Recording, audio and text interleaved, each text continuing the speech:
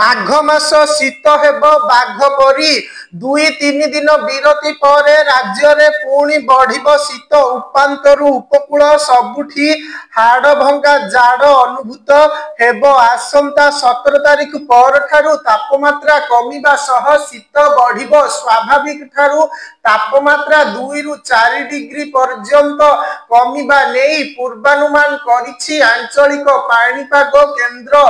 पश्चिमा झड़र प्रभाव गत किछि दिन हेब शीत कमिबारे लागिछि। मात्र पश्चिमा झड़ कमिबा परे राज्य को उत्तर पश्चिम दिगरु ठंडा पवन प्रवाह बढ़िब। फल राज्य रे पूरी शीतलहरी अनुभूत हेब। आसंता 2 दिन पर्यंत राज्य रे पागरे कौनसी परिवर्तन हेब नाही। अन्यपटे 16 तारिख जाए घन कुहुड़ी नहीं किछि जिला को पाणीपाग विभाग पक्षरु सतर्कता जारी करा जाइछि।